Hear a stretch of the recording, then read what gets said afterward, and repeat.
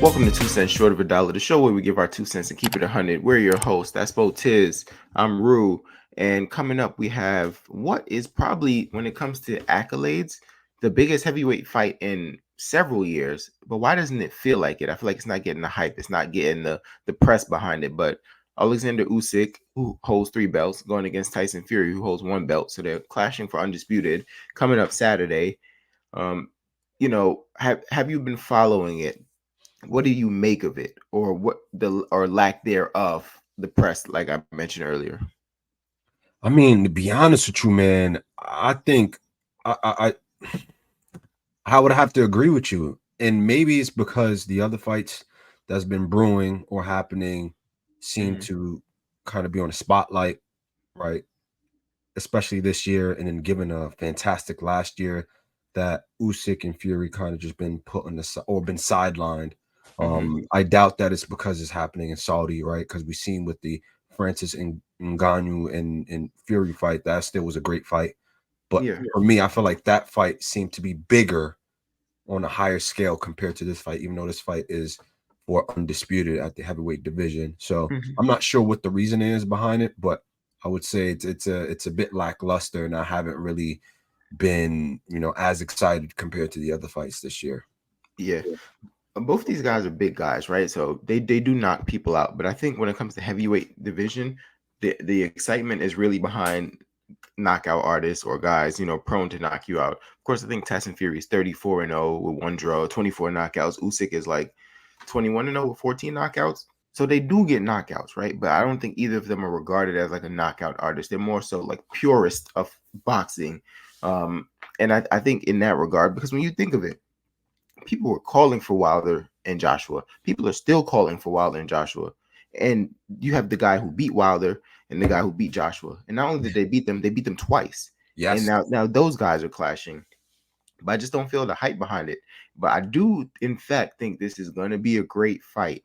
I do think this is going to be a great fight. And that kind of leads, I want to get into prediction in a second, but, you know, there's a bit of, at first, like I want to say it was like trying to sell the fight, but now I think there's a little bit of bad blood there, especially with John Fury Yeah. headbutting the member of This.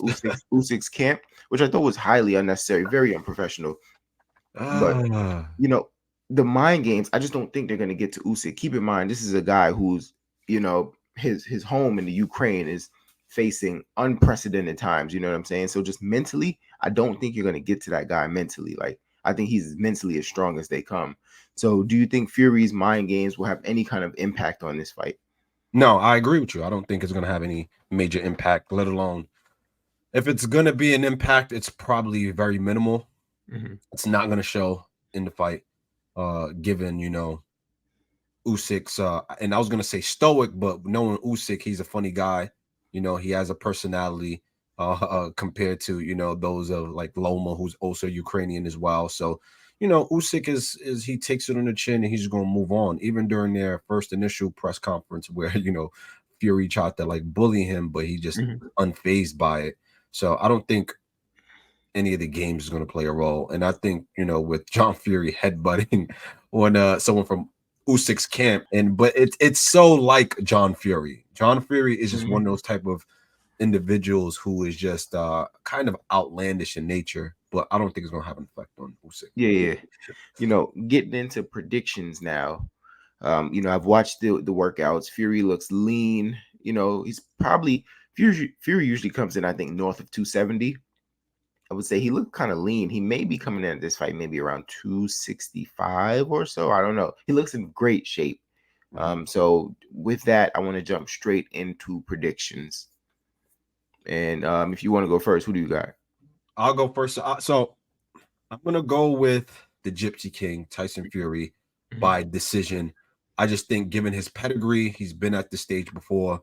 And yes, he's surprised us in that last bout by getting knocked down by Francis Ngannou, right? And I think he probably took him lightly. But when it came to him, proving his doubters wrong or just showing the boxing world that he is, pound for pound, arguably number one, Klitschko fight, he showed what type of boxer he is. Deontay Wilder, arguably the biggest puncher in Mhm. boxing history, went and had a draw the first time, of course. They Mhm. rematched it. They fought Yeah. 3 times. The first time was a draw.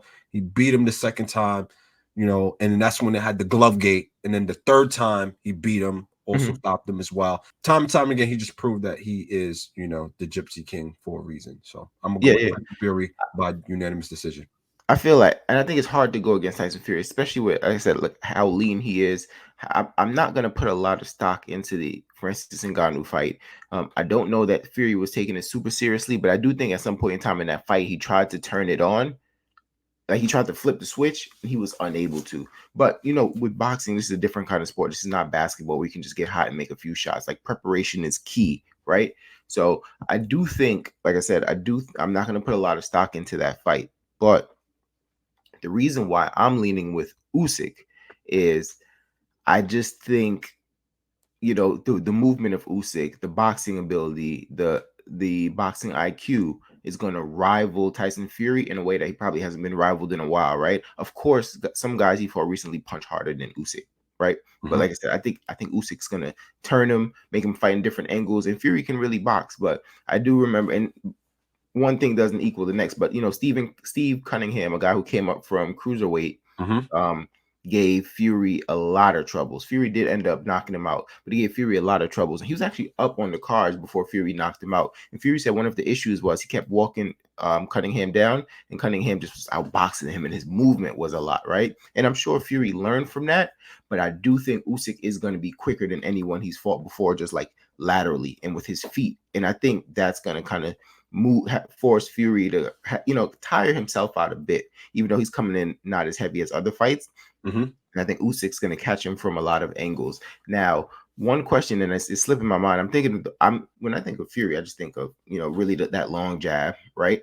His So length. his arm reaches 85 inches, which is a lot to deal with, and it's greater than Joshua's. But I think Joshua's arm length being 82 inches prepares you a little bit, not completely, because 3 inches is Mhm. huge in boxing. But Right. I'm just saying it's not going to be his first time fighting someone with a longer arm reach. You know what I'm saying?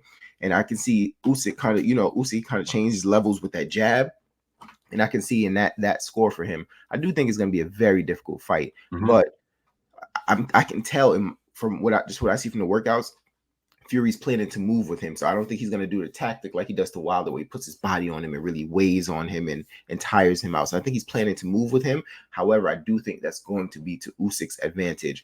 Um, I think Usyk will be able to handle Fury's punches unless he just gets hit with something crazy that he doesn't see coming.